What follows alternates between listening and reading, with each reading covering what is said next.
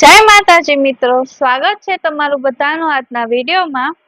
તમારું ઘર તમારી કુળદેવી માંથી જ ઓળખાવું જોઈએ તે વાત ઉપર માતાજી આજના પ્રવચનમાં શું કીધું છે તે આપણે આજે જોવાનું છે। તો ચલો શરૂ કરીએ આજનો વિડીયો। જય કુખારમાં મેલડી।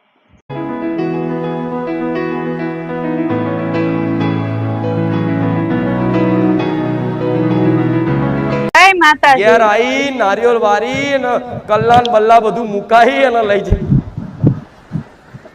મારા આવું નહીં બોલાતું, બધા મારો વિરોધ કરે પણ છતાંય હું કોકનું નામ દઈને નહીં બોલતી। આ વારણ કારણ કલ્લા બલ્લા મેલવાથી કશું સારું નહીં થતું। લોકોએ ચાંદીના કલ્લા નદીઓમાં પથરાઈ દીધા, કઈક થયું નહીં, કલ્લા બોધીને મેળ દે। એટલે કલ્લો નહીં, આખો ચાંદીનો હાથી બોધી દે તું તરજા। કોકે કીધું ઘોડા નાર બોધવાથી સારું રે, તો ઘોડા નાર બોધી દીધી, ખીલા મારી ઘરના દરવાજે જ હોય ઘોડા નાર। અરે આખો ઘોડો બધ તોય નહીં થાય। આ શું ખોટું? કોઈએ કીધું 5 ઘોડા ઘરમાં રાખવાથી ભલું થઈ જાય, એટલે 5 ઘોડાનો ફોટો લાવશે પાછા। એટલે 5 ઘોડાની ફોટો લાવવાની જરૂર નહીં, કોઈ ભગવાન માતાજીનો ફોટો જે માનતું એનો ફોટો લાવીને ઓફિસમાં લગાડ અને એના જોઈને કામ કર, એના આગળ રાખી। જો તારું કામ ના થાય મને માતાને કહેજે। લોકોના પોતાની ઓફિસમાં પોતાના ઘરમાં ભગવાનનો ફોટો બહાર લગાવતા શરમ આવે આજના માણસોને। એવી દુનિયા થઈ જાય છે, લોકો રામ રામ બોલતા શરમ આવે। બોલો તો માયા તો જુઓ। રામ એટલું પવિત્ર નામ છે, ભગવાનની કૃપા હોય એ રામ બોલીએ કે સાચી વાત છે। જેને ભગવાનની કૃપા થાય એને રામ ક્યાં સાંભળવા મળે? છતાંય માણસો માયા એવી છે, શરમ મેલી, શરમ અનુભવાય કે રામ રામ બોલીશ ઓફિસમાં કેવું લાગશે? અરે જેને ના વાપરો ના બોલો તો કઈ નહીં, પણ તમે તમારે જે જગ્યા પર ઘર ઉમર રહેતા હોય કે ભગવાનનો હું તો કોઈ જેને માનતા હોય ને એનો આવડો મોટો તમારું ઘર છે ને એ ભગવાન માતાજીથી જ ઓળખાવું જોઈએ, એવું રખાય। હા શું ખોટું? તમારા ઘરમાં કોઈ એન્ટર થાય ને તો પહેલી તમારી કુળદેવી ચામુંડમાં દેખાવી જોઈએ કે ચામુંડ વાળા છે, આ મહાકાળી વાળા છે, આ ખોડિયાર વાળા છે, આ શક્તિ વાળા છે, આ રામ ભગવાન વાળા છે, કૃષ્ણ વાળા છે, હનુમાનજી વાળા। તમે જેને માનતા હોય ને એની છબી લગાવો, ઘરના દરવાજાની આમ બહાર ગેલેરીમાં મોટો ફોટો લઈ આવો, લાઈટ વાળો હારો મળે। આવતા જતા 25 વખત ઓટા ફેરકો, 25 વખત ભગવાન દેખાશે, 25 વખત માતા યાદ દેખાશે, 25 વખત તમે નમતા નમતા જશો। 25 વખતનું નમેલું તમને શી ખબર? એ 25 વખતનું નમેલું ચો જઈને ઊભું રહે। ભગવાનની કૃપા, માતાની કૃપા ચો જઈને શું થાય આગળ જતા 6-12 મહિને ખબર પડે કે ફોટો લાવવાથી મારા ઘરની દશા ફેરવાઈ જાય, બધી સારું થઈ ગયું। આ શું ખોટું? ફોટો લાવે દશા સુધરી જાય મતલબ, પણ ના, શરમ આવે। અહીં તો આવડો મોટો ફોટો લઈને આવશે, અને તારી કુળદેવીનો લગાઈ જા લાઈટ વાળો, તારા મઢમાં જઈને લગાઈ જા હારો। આ શું ખોટું?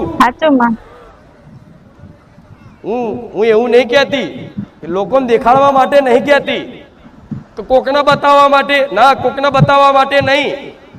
અવર જવર મારી વસ્તી મારા દીકરાને ઘેર તમે આયા નહીં, આવો ને તોથી જ હું માતા અને મારો ભગવાન દેખાય। એ સીડીઓમાં રામ દેખાય, ઉપર ચડતોય રામ દેખાય, જો જોવો તો રામ દેખાય, જો જોવો તો માતા દેખાય। તમને એવું લાગે આ ઘર નહીં ધામ છે? આ શું ખોટું? હું એવું નહીં કહેતી આટલા બધા લગાવો, એટલા મારી વસ્તી ઘેર તો એટલા બધા એટલે છે કે તમારે જ્યાં ભક્તો લઈને આવો તો બધા ભેગા થાય એટલે છે। પણ મારા દીકરા પહેલેથી બસ જો બે તો આગળ ભગવાન માતાનો ફોટો હોય એટલે ફોટો રાખે કે અહીંયા જોઈને કદાચ બીજું કોઈ ચિંતન થતું હોય, ટેન્શન હોય, ચિંતાઓથી ઘેરાયેલા હોય, કોઈ ડર લાગતો હોય, તરત એ ફોટો જોવાથી તમારા દુઃખી હોય, રડતા હોય અને તમારા મુખી જો સ્માઇલ ના લાદો, હસી ના લાવી દો, મારું નામ મેલડી નહીં, ખાલી ફોટો જોવા। એ તમારો દીકરો નાનો દીકરો હશે ને તો એ પગે લાગતો થઈ જશે ધીરે ધીરે ધીરે। આના માટે અને તમે ધાર્મિક છો, તમે ભગવાન માતાજીના ભક્ત ઉપાસક છો તો તમારી ઓળખ ભગવાનથી માતાજીથી જ થવી જોઈએ। ચાલો આવડો મોટો કરો તમે તમારો। કોઈ એમ કે નવેનો ચાલ, હા ભાઈ નવેનો કર્યો છે, હિન્દુ ધર્મની સંસ્કૃતિ છે આ ચાલનો તિલક, હિન્દુની ઓળખ છે। હાથમાં દોરો નારાછડી અને આ તિલક એ તો તમારી અસલ ઓળખ છે. તમે માતા વાળા છો ને તો રોજ સવારમાં ઉઠી અને પોતાની કુળદેવીને રામચંદ્ર ભગવાનને અને મને માતાને માનતા હોય અને મારો ફોટો ઘેર રાખ્યો તો મને માતાને ચોલ્લો કરી અને પછી આમ કરીને તિલક કરીને નીકળજો. એ તિલકમાં રહીશ અને એનો પ્રભાવ હોય, એનો પ્રભાવ પડે. હા શું ખોટું? હા, પણ તિલક કરીને જો મોડે આખો દાડો ગારો બોલવાની ટેવ હોય તો સુધાર દે. અમુક લોકો તો સવારમાં ઉઠો ને તો આથી જ તે બસ શું કેવું સવાર જ ગારોથી ચાલુ થાય. આમથી આવતી મજાક મસ્તીમાં ગારો, હેરતા ચેરતાય ગારો, કોઈ ભાઈબંધ મળે તોય ગારો. અલે વાણી તો એક દાડો પવિત્ર રાખો. લાવો વાણીને, સરસ્વતી લાવો. જેટલી વાણીએ સરસ્વતી બિરાજમાન થશે ને આપે રૂપે ભગવાનનો વાસ હૃદયમાં થશે. પહેલી વાણી શુદ્ધ થવી જોઈએ, વાણી પવિત્ર હોવી જોઈએ. વાણી પવિત્ર ક્યારે થશે? જ્યારે એવા ભક્તોનો સંગ કરશો. નારા ગારો વાળા એવા મિત્રોની ભાઈબંધી કરો તો એવું થાય ને. એવું કે છે. હા, તો મિત્રો તમારા મિત્રો હોય તો જો એવા મિત્રોનું હોધ્યાલીશ કે જે માતા ભગવાનને માનવા વાળા હોય.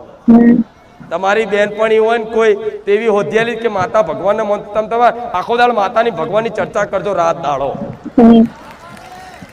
એડે નહીં જાય, એડે નહીં જાય, ક્યારેય એડે નહીં જાય.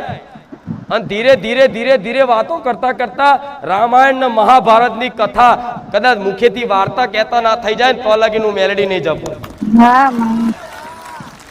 નવરા પડો તો મોબાઈલ છે, મોબાઈલ તો મોબાઈલમાં સર્ચ મારો ને કે રામાયણ, તો રામાયણ આખી સિરિયલ આવે છે. સાંભળવી હોય તો સાંભળવા માટે આવે છે, જોવી હોય તો જોવા માટે આવે છે. મહાભારત તો લખો, મહાભારત, આખું મહાભારત કૃષ્ણ ભગવાનનો અર્જુનજીનો સંવાદ ઉપદેશ વાપરવા મળે. બેઠા બેઠા સાંભળો, ખબર પડશે ભગવાનનું અસ્તિત્વ શું છે, ભગવાન શું છે, મનુષ્ય શું છે, આ કર્તવ્ય શું છે, કર્મ શું છે, પુણ્ય શું છે, પાપ શું છે, આ બધી ખબર પડશે, સમજ મળશે. આપે રૂપે દરેકને જો ધીરે ધીરે ધીરે ધીરે અંદર જ્ઞાનનો વિકાસ ના થાય ને તો મને કહેજો. તમારા ઘેર મોબાઈલમાં ભગવાન બેઠા જોડો. આ શું ખોટું? પેલા તો રામાયણ જોવા જવું, પેલાના જૂના જમાનાના માણસોને પૂછી આવજો. પેલા રામાયણ નતું જોવા મળતું. પેલા છે ને ભવૈયા આવતા ગામમાં, ખબર હશે, ભવૈયા આવતા. અને હજુ કઈક કઈક ગામડામાં રિવાજ પરંપરા ચાલતી હશે ભવૈયાની. એમાં કોઈ રામ બને, લક્ષ્મણ બને, સીતા બને, રાવણ બને, હનુમાનજી બને, જાંબવંતજી બને, અંગદજી બને, એમ કરી આખી રામાયણ ભજવતા. એવું નાટક કરતા, નાટક ભજવતા ને તો આખું ફર્યું ભેગું થઈને, આખું ગામ ભેગું થઈને નાટક જોવા જતું. અને એવો આનંદ કરાવો, એમાંથી રામાયણનો બોધય શીખવા મળે. આજ બધું એ બધા જમાના જતા રહ્યા. એ ભાગ્ય કોઈક ગામડાઓ જોવા મળતું હશે અત્યારે. અને ધન્ય છે એ ગામ કે જ્યાં આવા ભવય કરવા વાળા ભવય આવે છે અને એ ભગવાનનું નાટક ભજવે છે. એ ધન્ય છે એમની પરંપરા, એમની ધન્ય છે એમની પેઢીને, એ ધન્ય છે એ ગામને. હજુ આ ચલાવી રાખ્યું છે. આ શું ખોટું? પણ આજે જમાનો ધીરે ધીરે જતો રહે છે. પેલા ભજન ગાવા વાળા આવ્યા હતા, ખબર છે ને? સવારમાં ઝાલર વગાડીને ભજન ગાવા વાળા આવ્યા હતા. મેં એમનું સન્માન કેમ કર્યું? એટલે કર્યું કે છેલ્લી પેઢી છે કે સવારમાં ઉઠી અને ભગવાનનું નામ સંભળાવે છે. તો શી ખબર આ છેલ્લી પેઢી હોય, આગળની આવનારી સમયગાળામાં કોણ તમને આવો ઉપદેશ આપશે? નહીં આલા જમાનો એવો, જાહેરમાં બધી સભા નહીં થાય. તો મોબાઈલ છે, તો મોબાઈલમાં ઘેર બેઠા મન માતાને હોંભરી શકો છો, મોબાઈલમાં રામાયણ જોઈ શકો છો, મોબાઈલમાં મહાભારત જોઈ શકો છો, અને મોબાઈલમાં મહાપુરુષની વાણી સાંભળી શકો છો. મેં પેલા રવિવારે કીધું હતું, પ્રેમાનંદજી મહારાજ જેવા સંતો સાંભળો. હું જાહેરમાં કહું છું આ વાત. હું એવું નહીં કહેતી ખાલી મારું એકલાનું સાંભળો. જેમ કે મારે તો કઈ રીતે ભલું થાય એ મારો ઉદ્દેશ છે. તો હું માતા એવું કહીશ, એવા સંતોની વાણી સાંભળો તો જીવનમાં ખબર પડશે કે મનુષ્ય જીવન શું છે. એવા કઈક મહાપુરુષો થઈ ગયા, એવા કઈક ભક્તો થઈ ગયા, એમના ચરિત્ર સાંભળો, ખબર પડશે ભક્તિ શું છે, ભક્તિની મહિમા શું છે, ભગવાન નામની મહિમા શું છે. આ બધી જાણવા જેવી વાતો થી વંચિત રહો છો એટલે દુખી થાવશો. મુખ્ય કારણ કોઈ ગ્રહો, કોઈ નક્ષત્રો, કોઈ દેવી, કોઈ દેવતા, કોઈ માનવ દાનવ નહીં નડતા. મુખ્ય દુખી થવાનું કારણ હોય તો મનુષ્યની અજ્ઞાનતા. અજ્ઞાનતાના કારણે માણસ દુખી થાય છે. અને સુખી થવામાં જેટલું જ્ઞાન સામર્થ્ય છે ને, એટલું આ સંસારની કોઈ ઉપાસના, કોઈ સાધન નહીં, કોઈ સામર્થ જેટલું જ્ઞાન તમારો જીવનનો ઉદ્ધાર કરી શકે.